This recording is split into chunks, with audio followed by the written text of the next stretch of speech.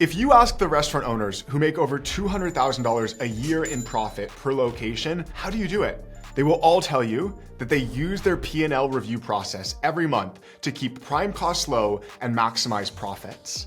I know this because I've now helped tens of thousands of them over the past 7 years, helping them grow their sales as the CEO of Owner.com, and I've learned a lot, which is what I'm going to share with you in this video. Like number 1, why understanding a P&L is more important than ever. Number 2, how you read P&Ls in restaurants to find the opportunities to drive down food costs and drive down labor costs, increasing profitability. And 3, what strategies are working best today to improve profitability, including new strategies like menu engineering and using AI to reduce labor costs. So let's dive into it. There are a few reasons why it makes so much sense to start learning how to read your P&L today. Between supply chain shortages and tariffs raising your food costs, and inflation and minimum wage hikes raising your labor costs, there are all of these competing forces that are eroding the profitability of restaurants unless you get control of them.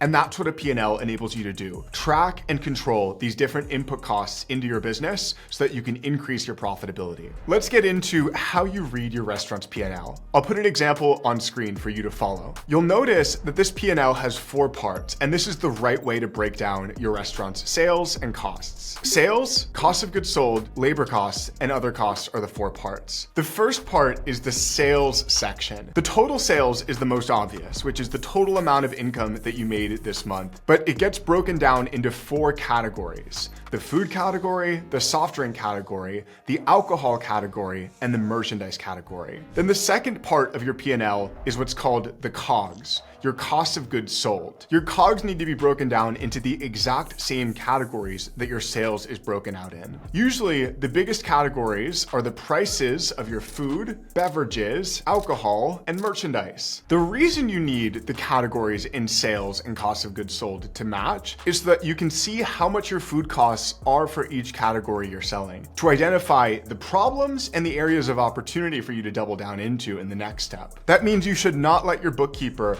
put in sales categories like catering, because catering could include everything from food to soft drinks to alcohol. And you need everything separated out so that you can see the cost of each piece and where you're currently falling short versus doing well. Then the third part of your P&L is the labor breakdown, the labor cost part of it. This is broken down by wages, taxes, benefits, and insurance. Together, that makes up your total labor costs. So part 2, food costs / cost of goods sold, and part 3, labor costs totals, together make up what's called your prime costs. You can think of your prime costs as your controllable expenses and the biggest contributor to your profitability. Then part 4 of your P&L is your operating expenses. Some of those are firmly fixed, like your rent. That's not going to change regardless of how much food you're selling. Some other operating expenses might actually change depending on your sales, but they aren't things you sell. For example, you may use more cleaning supplies the busier you are, or you don't sell credit card fees, but the busier you are, the higher those get. Then the next piece of your P&L is your profit, which is your sales minus your cost of goods sold, minus your labor costs, minus your operating expenses. If we do that for the example I've got on screen, Pepperoni Palace,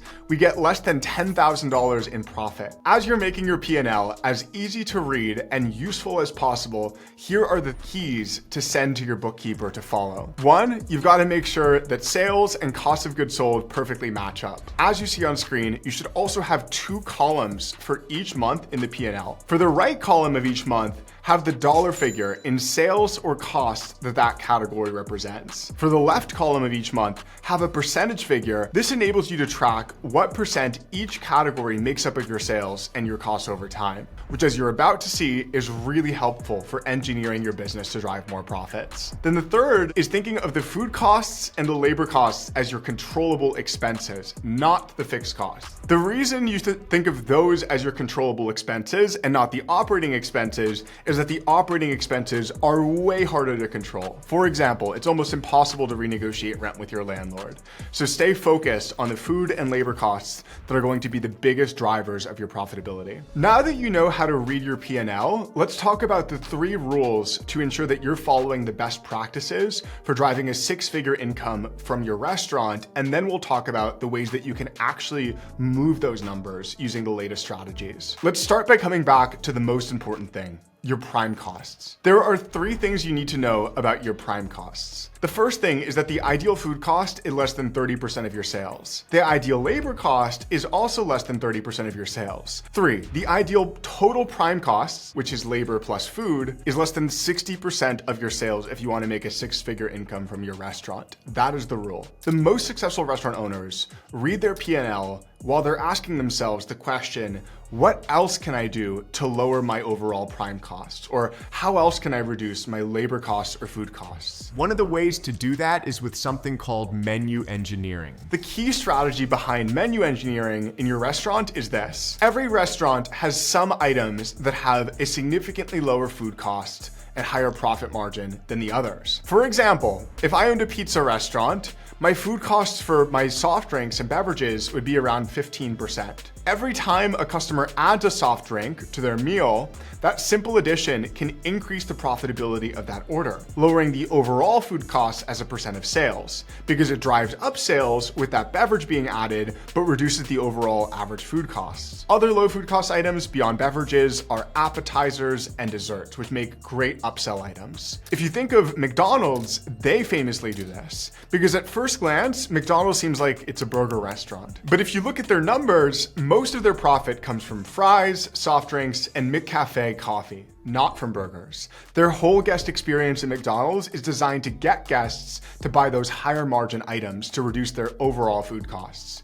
They use burgers to lure people in with great value. But then when you calculate the food cost of a Big Mac, even with the massive scale that McDonald's is buying in bulk in, it's beef, American cheese, and a sesame seed bun, which ends up having a way higher food costs because of the meat and cheese ingredients. It's a $2 food cost on that $5 burger, which means 40%, and that they just make $3 in gross profit from that Big Mac. But when customers add fries to that order, it might seem like they're just adding $2.50 in sales, but those fries are made of the cheapest possible ingredients: potatoes, vegetable oil, and salt. That means that they carry a food cost of just 25 cents or 10% of that overall $2.50. That leaves $2.25 in gross profit for the fries, which means that their profit just doubled by adding the fries. So there's 3 steps to using menu engineering. Step 1 is identifying what those most profitable and popular items on your menu are. They tend to be appetizers, beverages, and desserts that have the lowest food costs.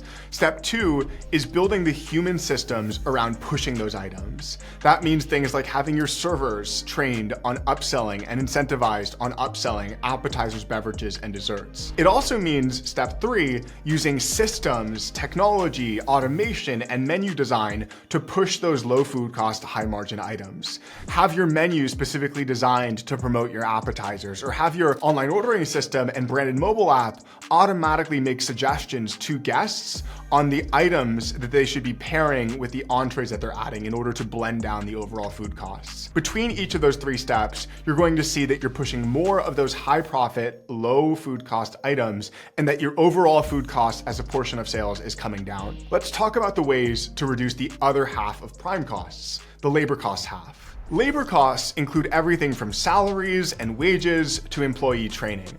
And this is the one area where I've seen technology and specifically AI make a massive difference lately in automating away what used to require humans for running your restaurant. For controlling labor costs, I want to share 2 stories of restaurant owners that I know who have successfully done this in the past few years. The first story is the story of Antoinette Belvedere, the owner of Ottavio's Italian restaurant in Lakeside, California. She was initially paying way too much in labor costs, specifically in getting people to answer the phone, because her team was taking all of her takeout and delivery orders over the phone. She serves an older community, so on Fridays and Saturdays, she was literally employing 3 different people to just answer the phones and take orders. She thought that because her customers were older, that this was just a necessary evil of operating in her market. But then, as her profits continued to get destroyed by the rising labor costs and rising minimum wage of having those 3 people people answering the phones making more and more money, she knew that she needed a better way, and she implemented her own mobile app with ordering using Owner.com. Within 30 days,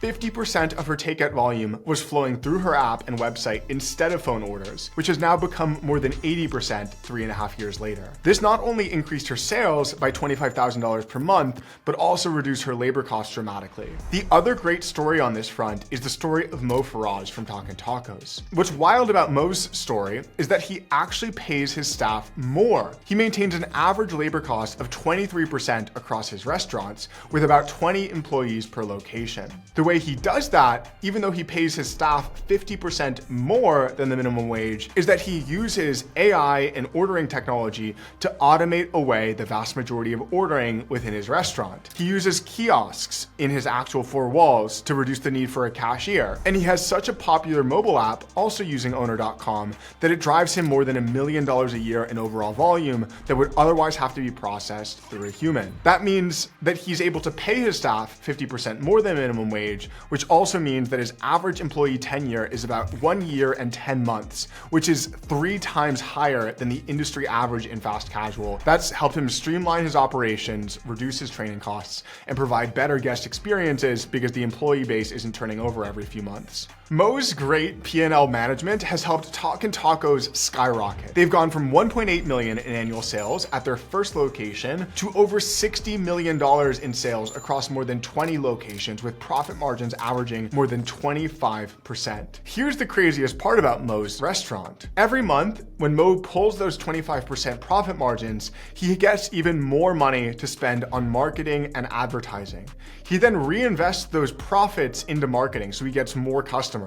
There's this quote in marketing that the company that can afford to spend the most to acquire a new customer wins. And you will be that company if you have the highest profit per order through controlling your prime costs. Then you can use that profit to buy more customers and kick off this flywheel where the more money you make, the more customers you buy, the more money you make, the more customers you buy. And that is how Mo's story of going from 1 location to 30 locations in 5 years profitably and without raising money is possible. The key here with P&Ls is seeing them as a powerful tool, but realizing that they represent what's happened in the past, not why it happened. They provide an overview of the areas to investigate for problem solving, but not the specific problems themselves. So my advice in thinking about these strategies in this video is to measure both your financial results, like your P&L, and your qualitative results, like customer satisfaction, to set yourself up for success in the long term and have the most accurate representation of your business. If you want to learn more about menu engineering specifically,